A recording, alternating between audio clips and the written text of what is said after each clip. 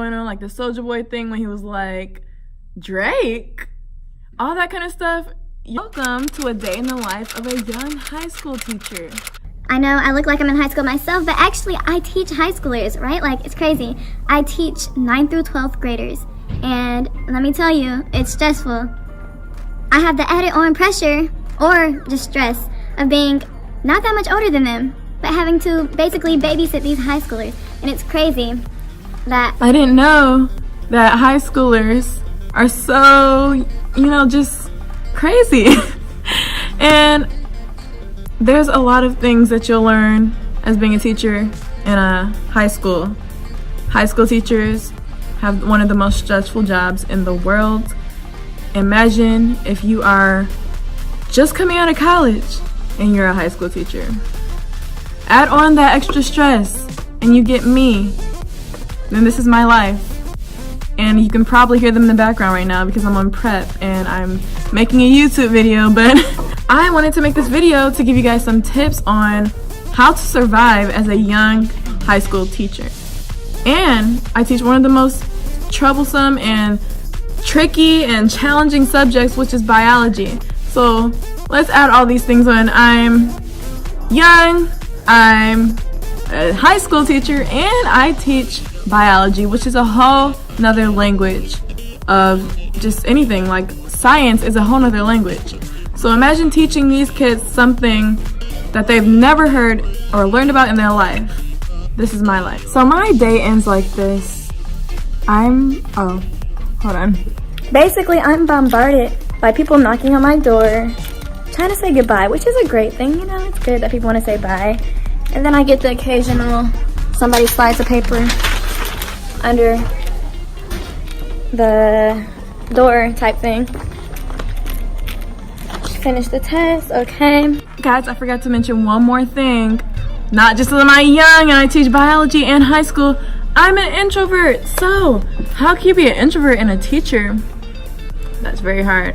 But let me tell you, there's a couple of things you need to do in order to survive in this type of environment. Let me tell you. One, you need to always make sure that you have time to yourself during prep hour, during lunch. At least have at least 2 blocks of time to yourself where you don't allow any students to come eat lunch with you, you don't allow them to come in and sit with you, anything. Because as an introvert, you need time to yourself to recharge, or else you'll never be your full potential to your students. So if I'm around students 24/7, teachers, everybody talking to me, and I get no time to myself, then it's a constant buildup of just irritation. Number 2 is to stay organized, and you should always stay organized as a teacher, no matter if you're a young teacher or if you're just a regular old seasoned teacher. Not old, but anyway. Always stay organized. It's really important for you to organize everything because you're gonna get so many papers, so many files. Like, if you think that the back of your bookshelf or something is going to be clear in the beginning of the year, basically within one trimester you'll have piles and piles of paper, making copies, overcompensating with copies because some people lose things, and then sometimes you don't need these extra copies, so I just store them away. So much paper. And really, as a teacher, I just realized how much paper that we use, and I'm like, is this bad? Like, we're using so much paper on a daily basis, printing stuff. Like, I print like 100 copies per assignment if I have a paper assignment, and then what happens to it in the end? They throw it away, or even like in the office. So we have a whole bunch of papers that gets printed off, and then sometimes people don't pick up their papers, or you made a mistake and you have to reprint a whole nother stack. That old paper just goes into the recycling bin or something, which that's good that it's going to recycling bin, but so much paper is wasted, and I'm just like, there has to be another way. But again, there might be schools that use technology like iPads and things that we do not have that, but that's okay because we make what we do. We make it work with what we have, basically, so you don't need all that. But anyway, number 2, and this is what I do. Number 3, build personal relationships with your students that have nothing to do with their academics, and this is for all teachers as well. Don't just be like, I'm just a teacher, this is it, I'm not going to listen to Like, I'm not going to listen to anything else you have to say. Make sure you know these students and like what they're interested in, and talk to them outside of class. Say, how was your weekend? What did you do? Things like that. Learn about them, and then they will want to learn about you. Oh my God. Part 3 teachers and staff, please step out of the hallway and assist clearing your hallway, please. And this is my cue. I have to go in the hallway now, so I'll be back. Okay, so as you can see, there's a lot of interruptions that happen, not only with the administration, but you get interruptions with your students. And let me tell you what happens. You're up here teaching a lesson, right? And so this is how you do it. You do x plus y equals z. And then somebody comes over. What are we doing today?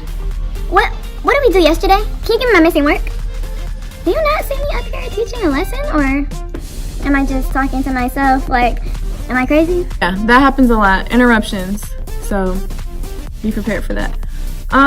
Let's see. That was 3 things. What else do you need to know as a... Oh, this is really big. If you look young, they're gonna think you're a high school student. You'll fit in with the crowd. You'll get lost in the crowd. Other staff might be like, students go to class and be like, oh wait, I thought you were a student for a minute. That happens all the time. Also, when you first start off, the students will be like, that's the teacher? Wait, that's the teacher? Hey, you don't look like no teacher. You look like a high school student. I thought you were a new student. You'll get that a lot, and especially by people who are not in your class right now. So your students will know you, but then there's those other students who are not in your class, and they'll be like, oh, that's Miss... Like, oh, that's her. Oh yeah, she looks like a student. You a teacher? Oh my gosh, how many times do I have to hear that? But yeah, that's number 4. It's not a bad thing, but look, something that will happen when you're a young teacher and you are kind of close to their generation, when they have jokes and stuff, and it's not supposed to be funny because you're supposed to be teaching a lesson, a lot of the jokes that they make is actually funny, and you understand what they're talking about, like new memes, new jokes that's going on, like the Soulja Boy thing when he was like, Drake, all that kind of stuff. You're going to laugh at, even though you're going to try not to. You're going to laugh at it because you know exactly what they're talking about. You're up to date with this stuff. You have social media. So it's just going to be funny because they're going to be saying stuff, and then you're just going to have to laugh because, like, you know, it's like you're in on the joke too. But yeah, that's a good thing though. I mean, when you know this kind of stuff and you can relate with these memes and stuff, they feel more relatable to you. They feel more comfortable talking to you. Asking for help, things like that. Just make them feel like they're comfortable, or they are able to ask questions and talk to you just as a person. But really, those are the main things that you would have to remember as being a young teacher in a high school. You're really close to their age, but there's a lot of benefits for it, and there's a few cons. But you can make your benefits outweigh the cons, so just do what is best for you. If you're an introvert, you're gonna have to tailor it even a little bit more, but it's all worth it in the end. It's all a growing experience, and it's really been a nice growing experience for me with all the things that have happened being a young teacher in a high school. That concludes my video today. It's kind of like a story time or just like a tip advice video, but make sure you like, comment, and subscribe. Click the subscribe button so you'll know what other videos I'm posting, and also comment down below more video ideas, and also comment any tips you have for new teachers or for young teachers. And also make sure you like this video and share it with all your friends who are not even just teachers, anybody. Share it and go back and look at my other videos as well. So I hope you guys have a great day today, and I'll see you in the next video. Bye.